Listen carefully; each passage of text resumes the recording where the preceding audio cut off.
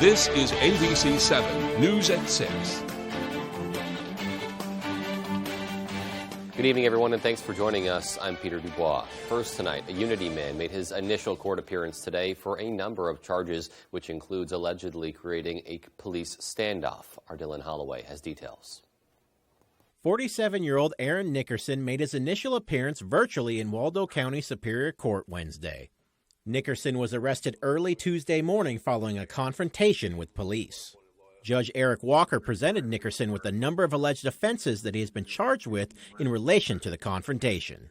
Kidnapping Class A, aggravated assault Class B, theft Class B, domestic violence, criminal threatening Class B, domestic violence terrorizing Class B, domestic violence assault Class C, aggravated trespass C, possession of firearm by a prohibited person Class C, criminal mischief Class D, and creating a police standoff a Class E offense. According to a Waldo County Sheriff's Office police report, deputies responded to a residence in Montville around 2:30 a.m. Tuesday for a reported domestic disturbance. Nickerson was placed under arrest 2 hours later after what authorities are calling a standoff. Obviously, these charges, the new charges, are extremely serious. Some of the most serious I've ever seen here in Waldo County, short of an actual murder charge. Nickerson's bail for the charges related to the standoff was set at $25,000. Additionally, Nickerson was ordered to be held without bail on a separate probation revocation motion. Alleging that you were barricaded as a result of your own actions while armed or claiming to be armed with a dangerous weapon, that you did fail to leave the barricaded location within half an hour of receiving instructions, either personally, electronically, or in writing from law enforcement. Do you understand that charge? Yes, but that never happened. Nickerson's next scheduled court date is September 13th. I'm Dylan Holloway reporting for ABC 7 and Fox 22. We have some details about a crash that took place this evening at 4145 Main Street in Kenduskig. The homeowner told us that two vehicles were involved, including a pickup truck, which they say swerved on and off the road before hitting the homeowner's trailer and then flipping over. He says the driver of the truck was taken away by ambulance. We'll update you with more information as we get it. A federal jury has convicted two New York men for a Rangeley robbery conspiracy after a 6-day trial in Bangor. According to court records and evidence presented at the trial, 51-year-old Andre Mueller, 42-year-old Robert Holland, and 3 other men developed a plan to steal controlled substances from a Rangeley home back in July 2016. According to court records, on July 28, 2016, 2 co-conspirators entered the home armed with knives and a baseball bat with the intent to take the controlled substances. Mueller and Holland both face up to 20 years in prison and a fine of up to $250,000. They'll be sentenced at a later date. Meanwhile, jury selection got underway today in the murder trial of a Presque Isle man accused of killing 2 men in Aroostook County. Bobby Nightingale was 38 years old when the deaths occurred in August of 2019. 25-year-old Alan Curtis and 51-year-old Roger Ellis were found dead in a truck on Route 227 in Castle Hill. Last week, Nightingale's lawyers asked the charges be dismissed because the state had allegedly listened to calls between him and co-counsel. Nightingale's murder trial is scheduled to begin on August 15th. Earlier today, Senator Susan Collins visited Northern Light Acadia Hospital in Bangor to speak with hospital leaders there about behavioral health services. Collins discussed 2 projects amounting to $3.2 million that she's advocating for in Washington. The senator recently secured the $3.2 million in the fiscal year 2023 appropriations bill. I am very excited about a $2 million project that would be used to expand access to pediatric mental health services. Part of the project would include the construction of a new inpatient wing and expansion of the number of beds at the hospital. Implementing transportation innovation took center stage during a conference at the University of Maine. Our Devin Dagnalt has details. Funded by the Department of Transportation, innovators from all over New England came together to solve the problems surrounding transportation durability. It's no secret that New England's roads receive a beating from the region's harsh weather and always seem to be in a state of distress. The The Transportation Infrastructure Conference is not only working on how to solve this problem, but how to do it sustainably. Just this morning, there's a road that washed out in Jackman, Maine, because of a heavy storm. And because the culvert underneath the road couldn't support the amount of water that goes through it. We have technologies where we can 3D print culvert inserts that can increase the flow in the culvert by 30%. Yeah. So that could have avoided the whole problem. According to Dr. Dagger, earlier this week in Hampton, Maine, using technology invented at the University of Maine, a bridge that weighed less than half the weight of a concrete bridge was able to be installed within 4 hours. Dagger says the University of Maine has worked hard to innovate and implement technology that is not only more durable and eco-friendly, but is also more cost-effective for the consumer, like their replacement for steel rebars made of thermoplastic. The beauty of this is it doesn't corrode like steel does. And the reason we have potholes in Maine is because when we put salts on the roads, it gets into the steel rebar in the deck. The steel corrodes, and when the steel corrodes, it expands. So the oxide of the metal occupies a larger volume. He says with innovations like this, our roads and the cars on them will be able to last much longer in the near future. In Orono, Devin Dagnall, ABC 7, Fox 22. All right, and it was another warm yet pretty comfortable day out there today. We're going to turn things over to our Jeff Weller with a first look at our forecast now.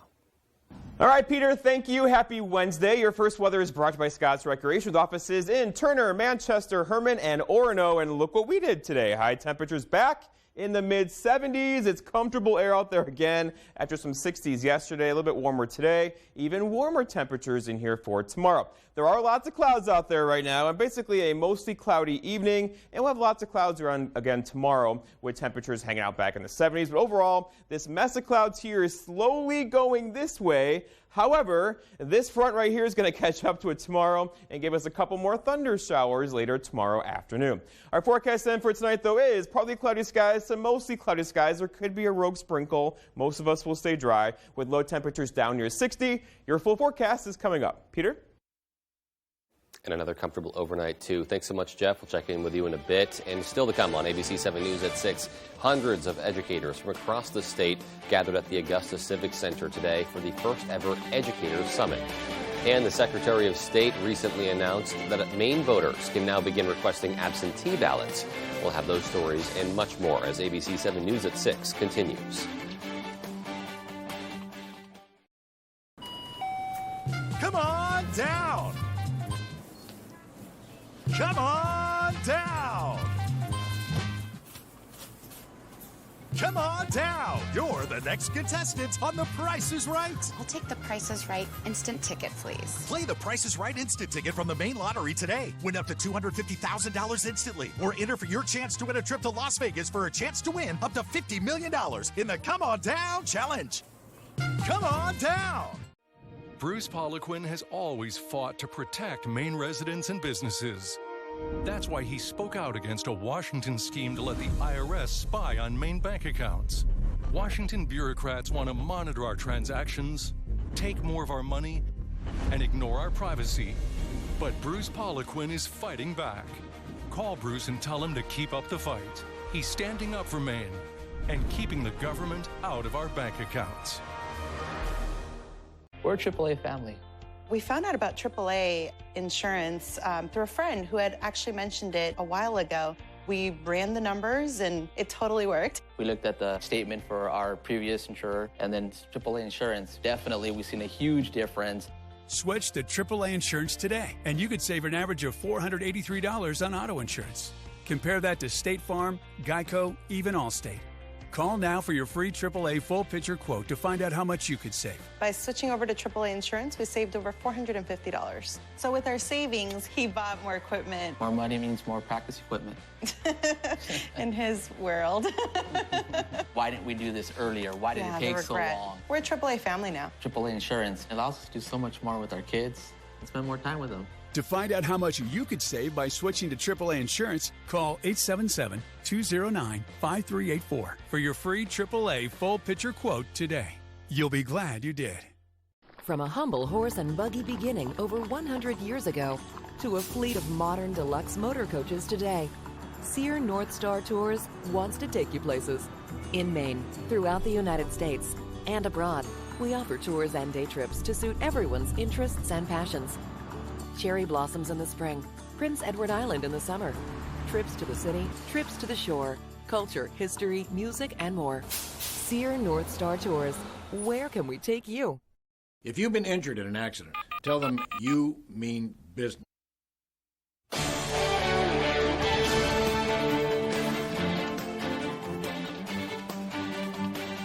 Welcome back, everyone. Hundreds of educators from across the state of Maine gathered at the Augusta Civic Center this morning for the second day of the first ever Educator Summit. Our Matthew Juranczyk was there and has more. I'm here at day 2 of the Maine Educator Summit, where teachers are listening to a keynote speaker and taking things away that they plan on using for the classroom. Educators from every county in Maine file into Augusta Civic Center this morning to take part in a day filled with various workshops. Hosted by the Maine Department of Education, the point of the event is to create relationships and allow teachers to learn from each other. It's extremely important for educators and school leaders to be able to have a space to come together, to network and share ideas, to learn new strategies, and to strengthen their professionalism and their resilience as they are about to be entering a brand new school year.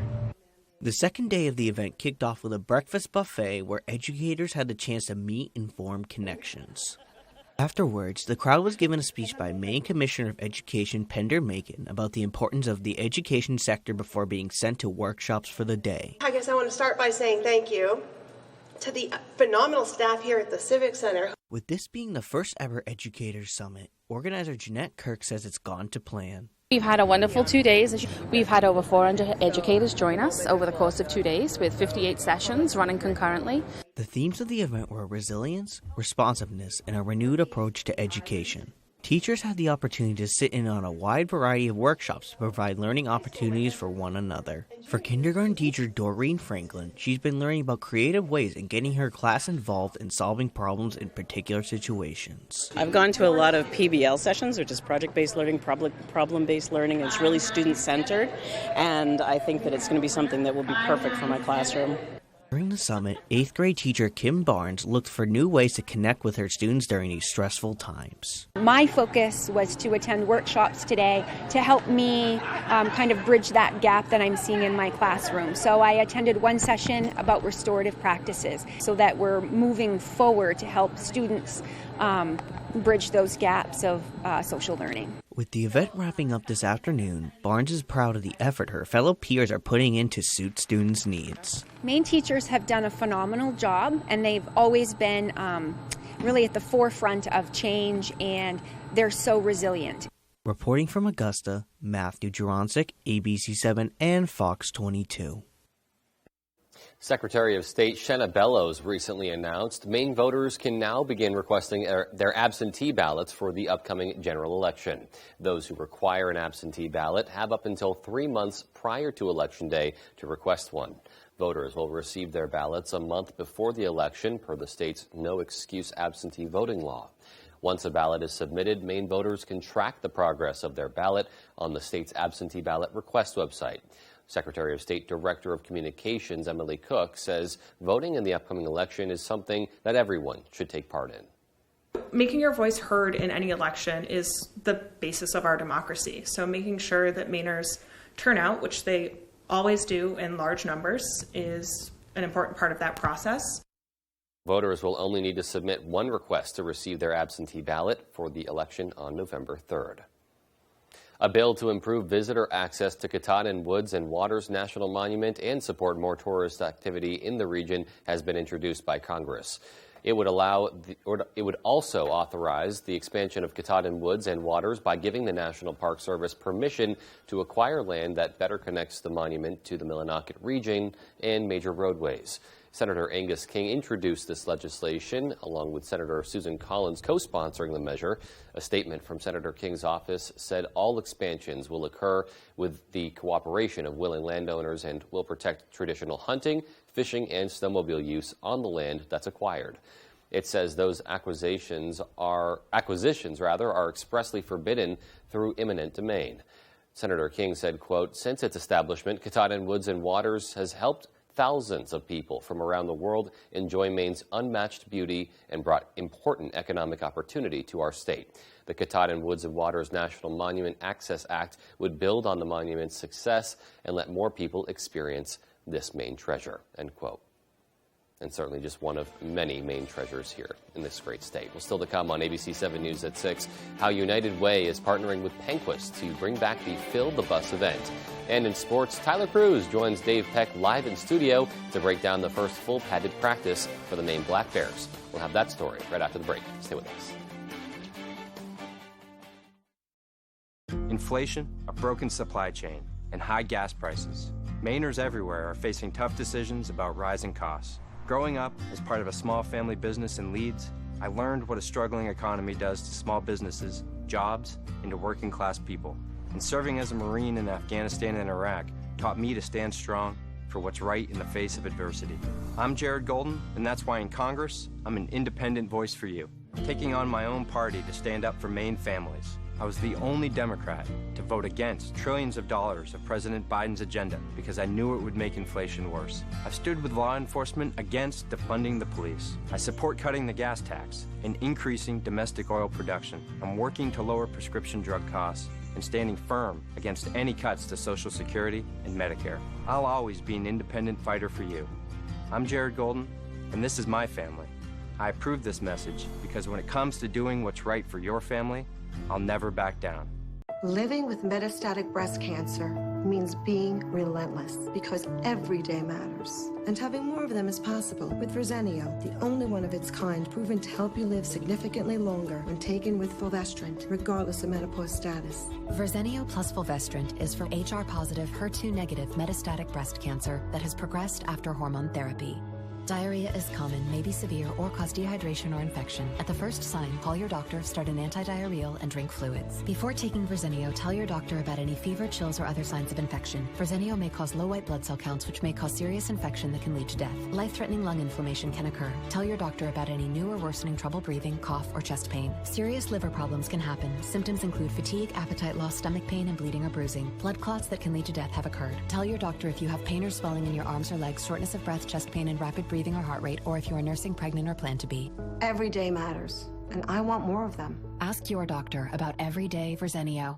Hey, it's Eric from Green Bear 420. We've been in business since 2010 and going strong, so stop in and check us out. We specialize in glass art by over 100 local artists and even have live glass blowing. Plus, we carry incense, novelties, t-shirts, and hard-to-find items. We have tons of local products for the tie-dye wearing person in your circle of friends. Come see us at 531 Moosehead Trail in Newport. And remember, Green Bear 420, it's not just a store, it's a lifestyle. The New York Giants take on the New England Patriots in their preseason football opener this Thursday at 7 p.m. on ABC 7.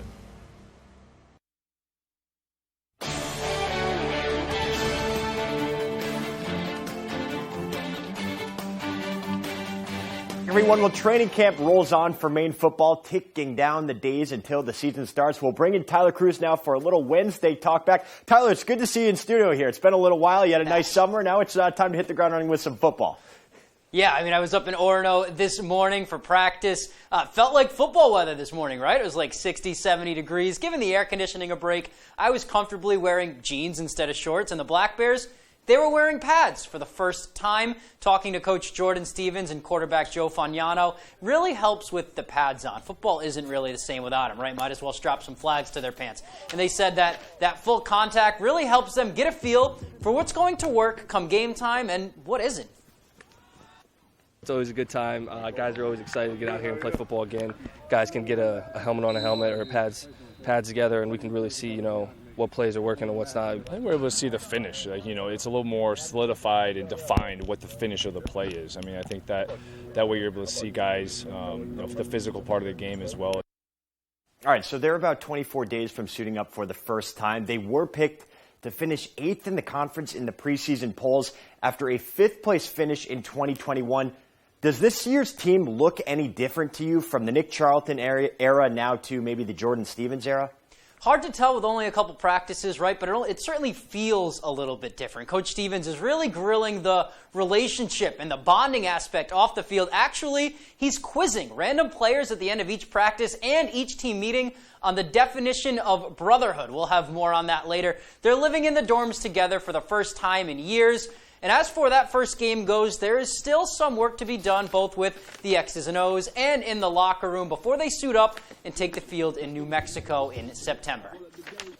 I feel like we know who our leaders are, but I think we're still building those leaders. And then from a schematic standpoint, it's really honing in on areas we want to identify at on the offensive side of the ball and on the defensive side of the ball. So I think we expect to be there in a couple weeks, but right now just still going through our install, still putting things in right now.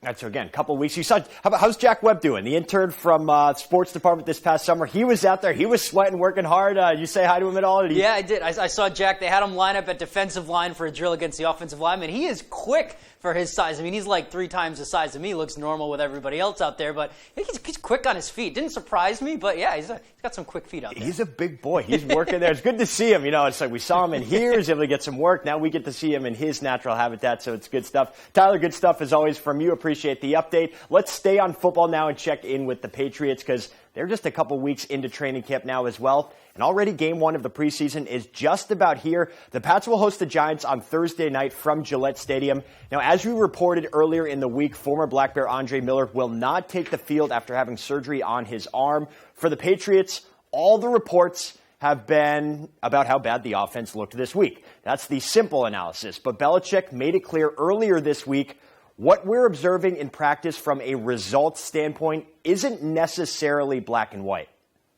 If you look at the result of the play, I mean, that's one thing. If you look at the 22 components of the play, 11 on each side, that's a totally different breakdown. So there's an element of both, but if you don't get the 11 things right, eventually you're going to have problems. So it might look good on a particular play out here, might look bad if something different had happened on the play. We don't always get a lot of insight from Bill, so when we do, we got to take advantage of it. And I know we like to go black and white, nuance is boring, blah, blah, blah, but there is nuance to it. So just because all the reports say the offense may be struggling, it's just 1 or 2 pieces potentially until they can put it together. They'll gear up for their first preseason game again against the Giants this Thursday. Then we'll have a better sense of where they're at. Up here, though, high school fall sports, they're set to begin practice this coming Monday. Still a few weeks until game time, but referee shortages continue to be an issue now for field hockey as well. Longtime high school field hockey coach Lori Smith used the word dire to describe the lack of officials within the main high school field hockey sphere. She said in some parts of the state, referee classes didn't even get a single participant this summer. It's a problem almost all fall sports are facing, but current officials say even if you're a newcomer, there's a place for you on the field. We are all here to help. So if you feel like, I don't know if I could do it, you have a lot of support if you just take that initiative. Players, former coaches, I think can make the best officials, and that's who we need to find a way to reach out to. Again, first practice for most fall sports in the high school sector is on Monday. All right, to that sports, here's Jeff Weller with your full 5-day forecast. Jeff? Here we go. Your full weather is brought to you by Diversified Ink Tattoo Studio in Penobscot Plaza in Bangor, providing custom ink by licensed artists for over 20 years. And let's talk about temperatures. Back in the 70s today. 76 here in Bangor, 70 Millinocket. We'll take it. These are below average temperatures, but who cares? We got rid of the rain for a while today, but there is some more rain in the forecast, including in there tomorrow into tomorrow night. All right, tonight though, low temperatures down near 60, and tomorrow recovering nicely once again. But you see that right there, the little yellow area? That's a cold front approaching the area for tomorrow afternoon and evening. That will likely cool us off a bit tomorrow night and bring us a round of showers and thunderstorms tomorrow. Right now, the wind is out all over the place, right? From 0 in Millinocket, out of the southeast here in Bangor. So overall, though, kind of no wind tonight. That's a problem because no wind will give us some radiational cooling. That could give us some dense fog in there after midnight tonight. All right, so allergies. Are you sneezing or sniffling? Here could be a reason why. Tree, grass, weed looking okay right now still, but mold continues to go up and up and up, and likely probably by tomorrow back in the high category for us into the weekend and beyond. All right, so lots of clouds out there today. There are a couple of sprinkles, areas of drizzle. It wasn't really a big deal for anybody, right? But overall, this whole mess is getting out of here. But this one here, that's going to catch up to this. Tonight and tomorrow likely bring us a round of showers and storms tomorrow. Non-severe, but a couple areas could see some locally heavy rainfall tomorrow afternoon into tomorrow evening. We could use the rainfall as you know. But for right now, there's lots of clouds out there and a couple pockets of drizzle. That'll be our story tonight into early parts of tomorrow morning. Futurecast shows the clouds out there now, some pocket drizzle, and here comes that front right there by tomorrow morning. Here's 7:30 tomorrow morning, and by midday or so, it's just to the west of us, and by late in the afternoon, here comes that line at peak heating tomorrow, which could give us those chance for a few storms. Again, non-severe, but some locally heavy rainmakers in there as well. That line comes through tomorrow night and then dries us out, though, for Friday. And right now, it looks like a really nice weekend around here with temperatures hanging out near 80. Rainfall going forward, though, not so much. We're talking maybe a quarter inch of rain. It's not going to be a drenching rainfall unless you get under one of the heavier storms tomorrow afternoon. That could give you a quick inch of rain very quickly. All right, our forecast then tonight, though, is mostly cloudy skies. Some dense fog is likely after midnight as the winds go calm and low temperatures settle near 61. For tomorrow, all right, here we go. So partly cloudy skies, a couple of showers are likely before noon, and then a couple of thunder showers after noon. High temperatures reaching for 80 will probably stop just short tomorrow. But then looking ahead, your 5-day forecast shows 80s are back in the forecast. Not tomorrow, 79, couple of rain showers. Friday, 80, Saturday, 80, Sunday, 81, 82 on Monday with lots and lots of sunshine. Peter? All right, so a very nice outlook ahead, including the weekend. We'll have to see that. Thanks so much, Jeff, and more to come after the break.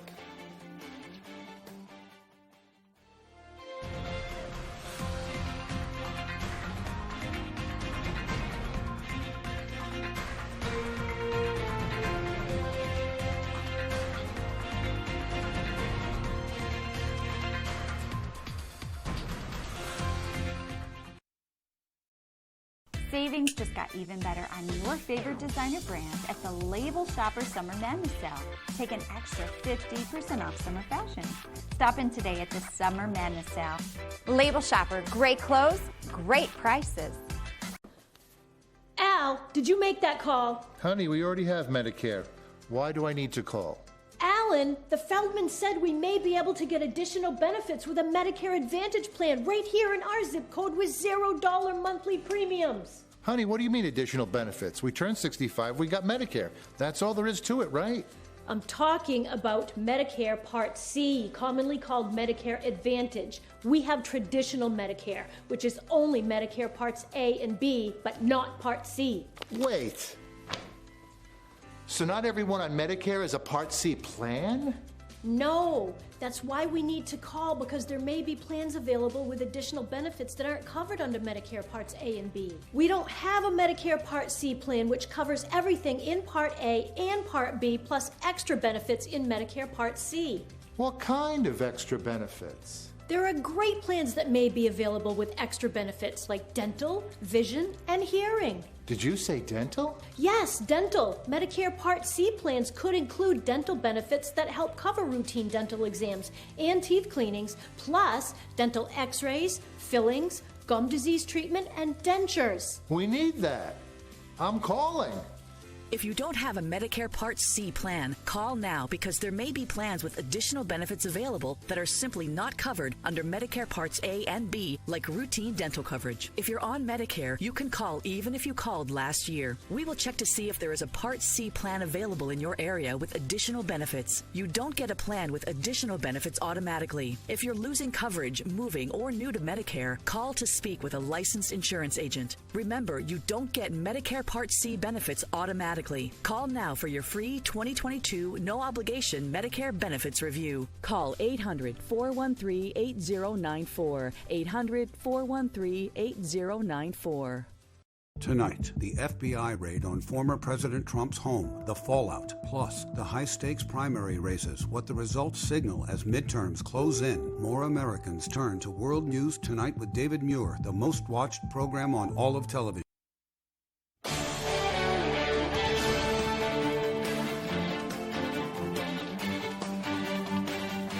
Welcome back. And finally tonight, with the school year right around the corner, United Way of Eastern Maine has begun their efforts to help gather school supplies for children in need. United Way has partnered with Penquist to bring back the Fill the Bus event. The event aims to gather as many school supplies and donations as possible for students who need them most in Penobscot and Piscataquis counties. On Friday, donors can bring school supplies or cash donations to either the Bangor or Lincoln Walmart between 10 a.m. and 4 p.m. When a child has the supplies that they need to have a good school year, they can be fully engaged and they can be fully present. When they don't have the supplies that they need, they're worried about, they have so much anxiety, they're worried about what other classmates might think or feel, and it really is a way to make sure that we are setting our children up for the best possible future. We'll also be holding a Fill the Bus event for Somerset County on August 27th, where donations can be dropped off at either the Skowhegan or Palmyra Walmart. Great to see that event back and benefiting kids ahead of the school year. All right, well, that does it for us tonight. Thanks so much for tuning in and have a great rest of your evening.